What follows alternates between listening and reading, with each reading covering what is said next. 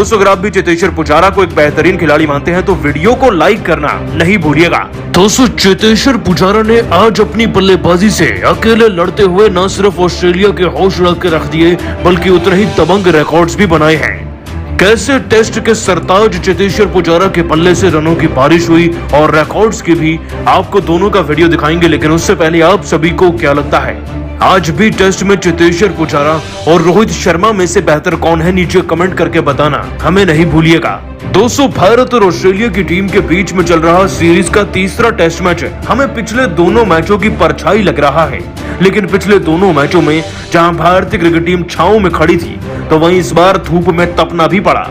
वही जीत का स्वाद जो भारत ने पिछले दोनों मैच में चखा था वो इस बार बेस्वाद में बदल गया, क्योंकि ऑस्ट्रेलियाई टीम का पंजा इतने जोर का लगा भारतीय खिलाड़ियों के मुंह के बल ही गिर गए। दोस्तों पिछले दोनों मैचों से चैंपियन बन रही भारतीय क्रिकेट टीम इस बार 109 रन पर पहली इनिंग में सिमटी। उसके बाद भले ही हमने ऑस्ट्रेलिया को 190 पर रोक दिया, लेकिन उसके बाद हमें अच्छी बैटिंग भी तो करनी थी। लेकिन मानो कि पहली इनिंग का धक्का इतनी जोर की लगा भारतीय खिलाड़ियों को कि वो बल्लेबाजी ही भूल गए। एक आंकड़ा चलो दोस्तों आपको बताते हैं भारत की बल्लेबाजी का। रोहित शर्मा 12 रन, शुभमन गिल 5 रन, विराट कोहली 13 और रविंद्र जडेजा 7। ये 4 मुख्य खिलाड़ी अगर मिलकर भी 50 रन ना बना पाए तो क्या फायदा। हाँ, बीच में पुजारा के साथ मिलकर श्रेयस अय्यर ने 200 धमाकेदार बल्लेबाजी करने का प्रयास किया, टेस्ट को वनडे बना दिया, लेकिन जहां पर टेस्ट की तरह खेलना चाहिए था वहां पर वनडे की जरूरत ही क्या थी। 3 चौके 2 छक्के लगाकर ये खिलाड़ी जितनी जल्दी आया उतनी जल्दी चला भी गया। रविचंद्र अश्विन ने भी 16 रन बनाए, लेकिन 16 रन किसी काम के तो नहीं थे।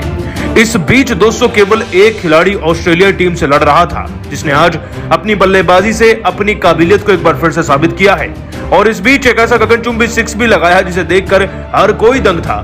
दोस्तों इन्हें मॉडर्न डे की क्रिकेट वॉल कहा जाता है, यानी कि क्रिकेट की दीवार जिसे गिराना मुश्किल है। आपने सही पहचाना, हम बात कर रहे हैं चेतेश्वर पुजारा की, जिन्हें भारत का दूसरा राहुल द्रविड़ भी कहा जाता है।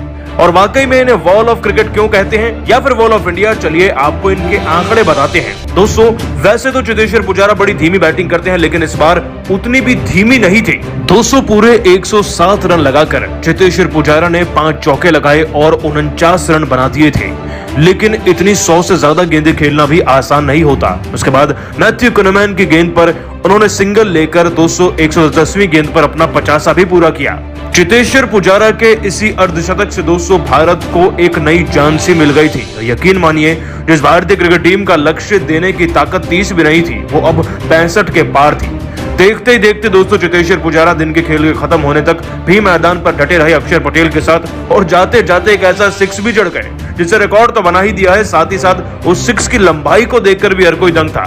दोस्तों पुजारा ने इस छक्के को इस तरीके से लगाया कि पूरी 132 गेंदों से इस मौके की तपस्या सी की हो, और जब नेथन लियन के ओवर में उन्हें यह मौका तलाशते हुए मिल गया तो दोस्तों उन्होंने भी डीप मिड विकेट की तरफ से ऐसा बल्ला घुमाया कि गेंद दूसरे स्टैंड में ही जाकर गिरी, और फिर उन्हें मिला अपनी पारी का पहला 6 जिसके दम पर वो 60 रन पर पहुंच गए। दोस्तों पुजारा के यही 60 रन भारत को 70 के पार ले गए थे, और इसी 6 के चलते दोस्तों पुजारा ने एक खास रिकॉर्ड भी बना दिया है। वो रिकॉर्ड क्या है चलिए आपको बताते हैं। दोस्तों इसी अर्धशतक के साथ चेतेश्वर पुजारा के टेस्ट क्रिकेट में 7000 से ज्यादा रन पूरे हो चुके हैं।